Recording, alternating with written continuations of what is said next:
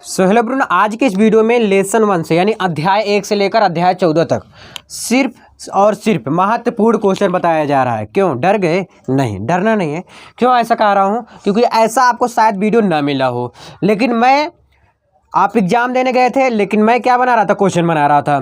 तो क्वेश्चन ध्यान दीजिएगा, इसी के अंदर से आएगा, यहीं से आएगा। सिर्फ मैं एक बात बता दे रहा हूँ, इसमें अति लघु उत्तरी, लघु उत्तरी और दीर्घ उत्तरी और विस्तृत उत्तरी यानी जो भी आते हैं खंड आ, बाद आ या जितने भी खंड आते हैं, सारे खंड को इंक्लूड कर लिया हूँ और यहाँ से क्वेश्चन बना दिया हूँ। एक अच्छी चीज़ बताऊँ, अच्छी चीज़ ये है कि लेसन 1 से है। अच्छी चीज़ ये है कि हर एक लेसन के ऊपर लिखा है कि ये लेसन नंबर दूसरा, ये लेसन नंबर तीसरा है। एक अच्छी चीज़ ये है कि ये क्रम वाइज है। एक अच्छी चीज़ ये है कि ये एक अच्छी राइटिंग में भी लिखा गया है, जो कि मेरा राइटिंग ठीक है नहीं, वही जो भी है वैसा लिखा गया है। तो देखिएगा ध्यान से, और हर एक लेसन जो है उसके ऊपर बता दिया गया है यही लेसन है, इसी के लेसन के अंतर्गत ये सब लिखा गया है। हो सकता है कि आप क्वेश्चन ऊपर नीचे हो जाए लिखने में, लेकिन आपसे उसमें क्या मतलब? आपको सिर्फ इस चीज़ से मतलब होना चाहिए कि हमें क्या इंपॉर्टेंट है, हमें क्या चीज़ें मिल रहा है इंपॉर्टेंट। तो ये चीज़ इंपॉर्टेंट है लेसन 1 से। यानी सबसे पहले आपको मिलेगा लेसन 1 वैद्युत आवेश तथा क्षेत्र। पहला लेसन क्या मिलेगा? वैद्युत आवेश तथा क्षेत्र मिलेगा।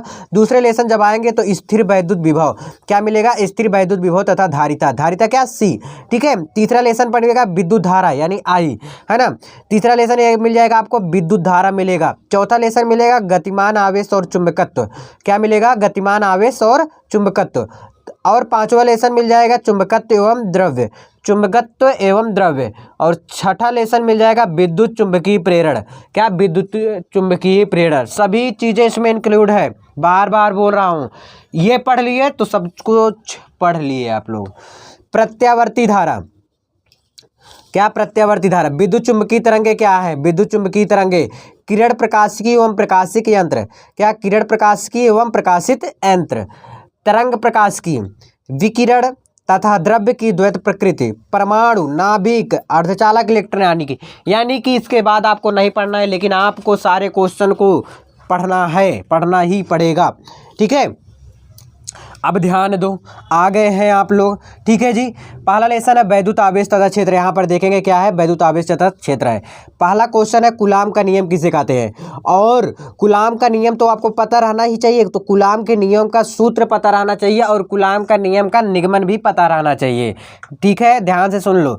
देखो अगला, वैद्युत द्विध्रुव, विद्युत द्विध्रुव आघूर्ण। ये दोनों कर लो कि देखो वैद्युत द्विध्रुव का क्या होता है फॉर्मूला? वैद्युत द्विध्रुव आघूर्ण का P = Q × 2L। तो ये फॉर्मूला रहना चाहिए। और उसको किस प्रकार से, जैसे ये दो बिंदु है, इसको मिलाने पर बीच में L मान लिया, इसके बीच की दूरी इतना है। तो ये चीज़ आपको छापना है, लिखना है। जब भी जितना अच्छे से लिखोगे उतना अच्छा नंबर आपको मिलेगा। इस बात को आप लोग को ध्यान रख लेना चाहिए, गार्ड मान लेना चाहिए।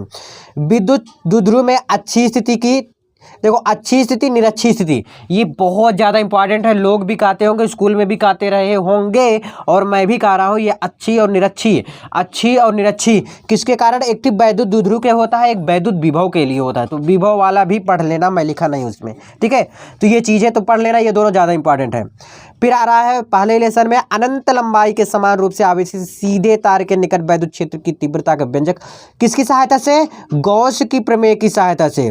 गॉस की प्रमेय की सहायता से करना है। और एक चीज़ मैं लिखना भूल गया, तो इसीलिए कह रहा हूँ, इसमें आपको और लिखना है गॉस की प्रमेय क्या होता है। गॉस की प्रमेय देखो क्या है? अनंत लंबाई के समान रूप से आवेशित सीधे तार निकट वैद्युत क्षेत्र की तीव्रता का व्यंजक ज्ञात करना है। किसकी? गॉस की प्रमेय की सहायता से करना है। और गॉस की प्रमेय क्या होता है इसको भी आपको बताना है। ठीक है, क्लियर। अगला है स्थिर वैद्युतिकी में गॉस की प्रमेय को लिखिए। स्थिर वैद्युतिकी में किसको लिखना है? गॉस की प्रमेय को लिखना है। इसका गणितीय व्यंजक भी लिखना है। इसका क्या लिखना है? गणितीय व्यंजक। ध्यान दो, जो गॉस की प्रमेय है वो स्थिर वैद्युतिकी, सब कुछ बताऊंगा, सब कुछ इंक्लूड कर लिया हूँ। ठीक है जी। आगे देखो, स्थिर वैद्युत विभव तथा धारिता। विभव यानी V, धारिता C। कह रहा है पहला ही सिद्ध कीजिए कि आवेशित चालक की स्थितिज ऊर्जा, क्या स्थितिज ऊर्जा U = ½ CV² यानी आधा CV² यानी U = 1/2 CV² होती है। क्या है? फिर से देखो, सिद्ध कीजिए जो स्थितिज ऊर्जा है U बराबर हाफ CV², वो सिद्ध करना है। किस प्रकार से होगा, कैसे होगा, ये चीज़ आपको बताना ही बताना है। अगला है समांतर प्लेट संधारित्र। समांतर प्लेट संधारित्र की धारिता के सूत्र की स्थापना करना है। जो समांतर प्लेट संधारित्र की जो धारिता है उसका सूत्र लिखना है। इसकी धारिता को किस प्रकार बढ़ाया जाता है, जो इसकी धारिता है उसको हम किस प्रकार से बढ़ाया जा सकता है या किस प्रकार से उसको बढ़ाए, तो ये समांतर प्लेट संधारित्र की जो धारिता वाला सूत्र लगेगा। ठीक है ना, किस प्रकार से बढ़ाए ये भी आपको बताना है। अगर आपको किसी भी क्वेश्चन में डाउट है तो वो आप मुझे बेअंदाज में एकदम बेधड़क पूछिए झमाझम, है ना। अगला है विद्युत धारा, यानी धारा यानी आई वाला लेसन, यानी लेसन नंबर आ गया आपका 3, लेसन नंबर आ गया 3। अनुगमन वेग आई बराबर क्या होता है भैया, NEAVD। ठीक है, देखो अनुगमन वेग किससे कहते हैं, तो सबसे पहले ये लिखना है। फिर आ गया धारा तथा अनुगमन वेग में संबंध, ये भी बताना है, यानी इसको प्रूव करना है आपको। इसको क्या करना है, प्रूव करना है, यानी सिद्ध करना है इसको, यानी इसको मुझे लाना है, निगमन करना है, जो भी बोल लो आप। और एक आता है धारा घनत्व। अगर आ गया धारा घनत्व तथा अनुगमन वेग में संबंध, तो क्या हो जाएगा, J बराबर NEVD हो जाएगा। क्या हो जाएगा, J बराबर NEVD हो जाएगा। तो ये धारा घनत्व है, ये विद्युत धारा के लिए है। अगला है, देखो ये बहुत इंपॉर्टेंट है, अनुगमन वेग के आधार पर ओम के नियम की उत्पत्ति, यानी किस प्रकार से अनुगमन वेग की सहायता से ओम का नियम किस प्रकार से सिद्ध किया जा सकता है, इसको आपको प्रूव करना है। किरचॉफ का नियम, तो किरचॉफ जी ने 2 नियम दिए थे, पहला और दूसरा, ये पिछले साल भी पूछा गया था।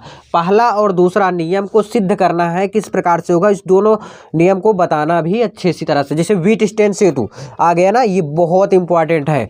मैं क्वेश्चन लाऊंगा इंपॉर्टेंट, टेंशन मत लो, लेकिन थोड़ा सा आपको इंतजार करना पड़ेगा। क्या करना पड़ेगा, इंतजार की घड़ी क्या हो गई, खत्म हो गई अब। तो ध्यान दीजिए, व्हीटस्टेन सेतु को आपको समझाना है। चलो अब नेक्स्ट पेज में चलते हैं। चलो अगला क्वेश्चन है गतिमान आवेश और चुंबकत्व, जो है ये लेसन का नाम है।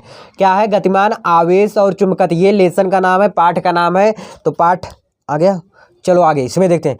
जो बायोसेवर्ट है, बायोसेवर्ट के नियम की सहायता से किसी वृत्ताकार धारावाही कुंडली के केंद्र पर चुंबकीय क्षेत्र, किसके चुंबकीय क्षेत्र के निगमन का सूत्र स्थापित करना है। किसके चुंबकीय क्षेत्र की निगमन का क्या करना है, सूत्र स्थापित करना है। किसके द्वारा, गतिमान आवेश और चुंबकत्व जो है वो बता रहा है कि बायोसेवर्ट का नियम लिखिए, उसकी सहायता से, यानी बायोसेवर्ट के नियम की सहायता से किसी वृत्ताकार धारावाही कुंडली के केंद्र पर जो चुंबकीय क्षेत्र है उसका मान को सूत्र के द्वारा स्थापित कीजिए।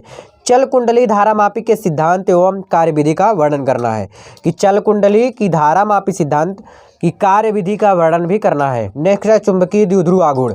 चुंबकीय द्विध्रुव आघूर्ण और वैद्युत द्विध्रुव आघूर्ण में दोनों में अंतर है, इसलिए चुंबकीय द्विध्रुव आघूर्ण पे भी ध्यान दे रहा है। 2 समांतर धारावाही ऋजुरेखी तारों के बीच लगने वाले बल के सूत्र F/I = μ0/2 pi into I1 I2 बटे R का निगमन करना है, यानी कि इसको हमें प्रूव करना है कि किस प्रकार से ये जो दो समांतर धारावाही रेखी है उस तारों के बीच लगने वाले बल के सूत्र ये स्थापित करना है, निगमन करना है, प्रूव करना है, सिद्ध करना है। ठीक है जी। अगला है चुंबकत्व एवं द्रव्य, ये नेक्स्ट लेसन है, अगला लेसन। इसमें एक इम्पॉर्टेंट है, बाकी इसमें जो है न्यूमेरिकल इम्पॉर्टेंट है। भूचुंबकत्व के विभिन्न अवयव क्या है, जो भूचुंबकत्व है उसके अवयव क्या है, उसके अवयव किस प्रकार से हैं, क्या है वो अवयव। विद्युत चुंबकीय प्रेरण, स्वप्रेरण गुणांक की परिभाषा, मात्रक एवं बीमा लिखिए। परिभाषा लिखना है, मात्रक लिखना है और बीमा लिखना है, किसके, स्वप्रेरण की। प्रत्यावर्ती धारा जनित्र का सिद्धांत तथा कार्य प्रणाली चित्र द्वारा समझाइए।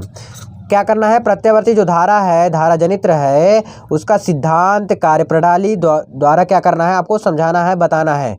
लेंज का नियम, लेंज का नियम बहुत इंपॉर्टेंट है। लेंज का नियम क्या होता है, फैराडे का नियम क्या है, किस प्रकार से काम करता है, क्या होता है, खूब अच्छी तरह से आपको भाई साहब लिखना पड़ेगा और एग्जाम में पूछने का चांसेस है इसको। प्रत्यावर्ती धारा, चौक कुंडली बहुत इंपॉर्टेंट है। चौक कुंडली जैसे ट्रांसफार्मर का नामांकित चित्र, उसकी परिमाण अनुपात का सूत्र स्थापित करना है। प्रत्यावर्ती धारा, प्रत्यावर्ती धारा के वर्ग माध्य मूल मान से क्या तात्पर्य है, जो प्रत्यावर्ती धारा के वर्ग माध्य मूल है उन मान से आप क्या समझते हैं या क्या तात्पर्य है। आई होप ये क्वेश्चन आप लिख रहे होंगे, जो नहीं आ रहा होगा उसे और जो आ रहा होगा उसको मत लिखो, टाइम वेस्ट करने से कोई फायदा नहीं। नेक्स्ट क्वेश्चन नेक्स्ट पेज पे देखिएगा ध्यान से आगे।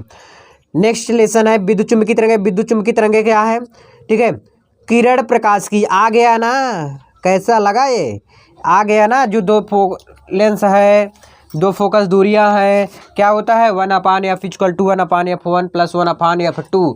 ठीक है, ये इम्पॉर्टेंट है, ये पूछा गया है, ये पूछा गया है, कई बार आया हुआ क्वेश्चन है एग्जाम में, आप जाके देखिएगा।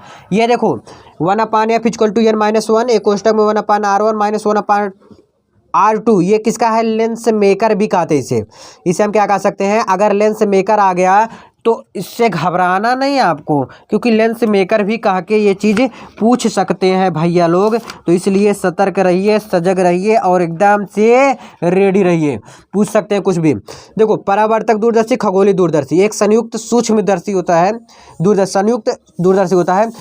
तो चाहे उसको पढ़िए, मतलब दो पढ़ना है, तो मैं ये दो किया हूँ, आपके ऊपर डिपेंड करता है कि आप किसको पढ़ते हैं, कौन सा पढ़ते हैं, तो ये आपके ऊपर है।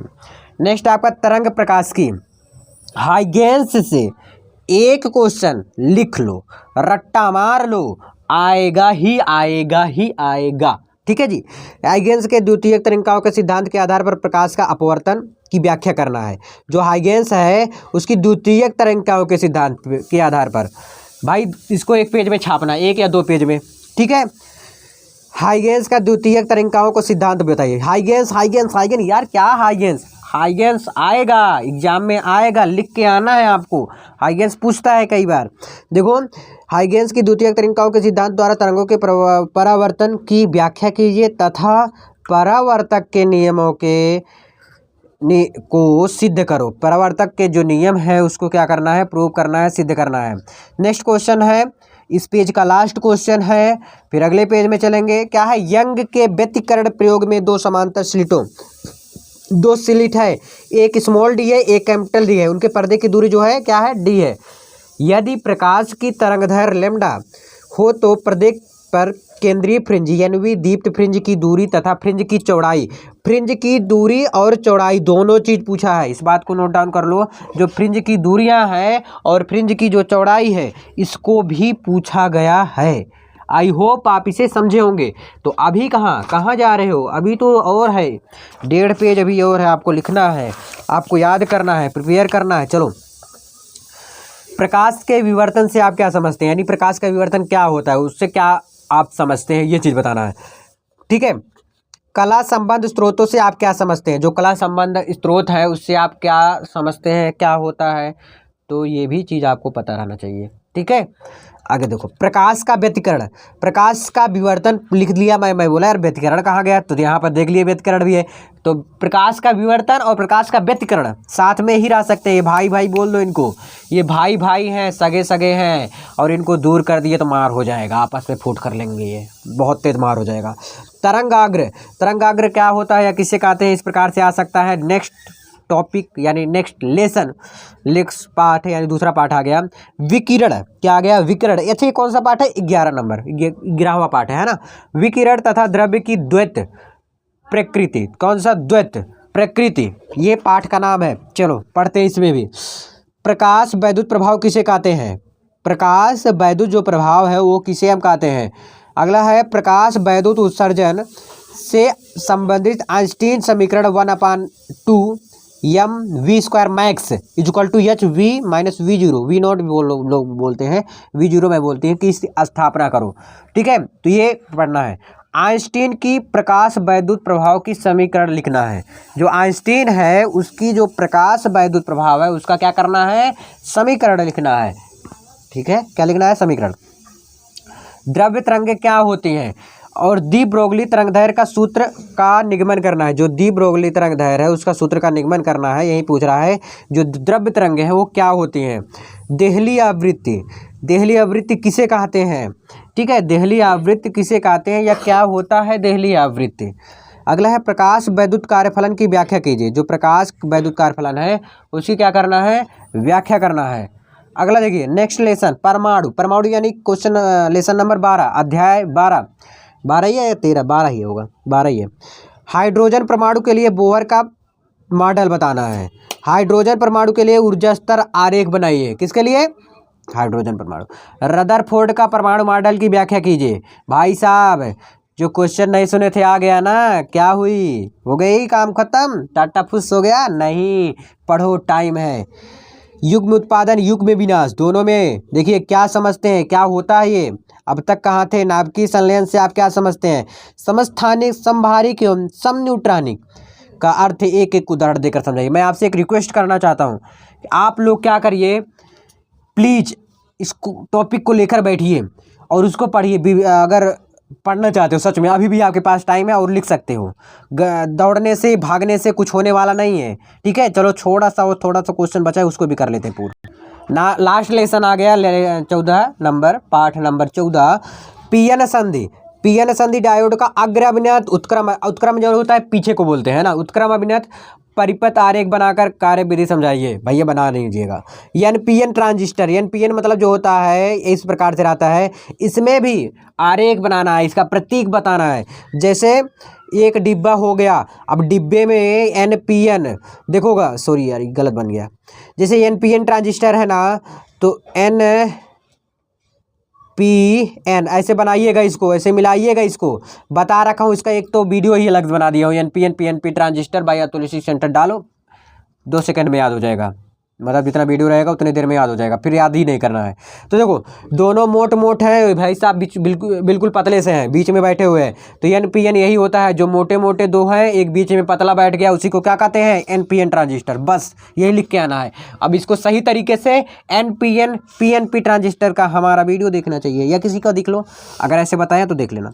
देखो एंड गेट, तो सिर्फ एंड गेट नहीं, एंड गेट होता है, नॉर गेट होता है, नैंड गेट होता है, और NAND NOR and not gate होता है, और गेट होता है। भाई गेट का एक पार्ट ही है गेट का, logic gate. By Atul centre डालिए, मिलेगा वहाँ पर। लॉजिक गेट क्या है, लॉजिक गेट किसे कहते हैं, ये भी आपको बताने हैं कि लॉजिक गेट होता क्या है, उसको परिभाषित कैसे करेंगे, ठीक है। सो आई होप आप लोग समझे होंगे। मिलते हैं नेक्स्ट वीडियो में, कैसा लगा कमेंट करके जरूर बताइए। बहुत बहुत धन्यवाद।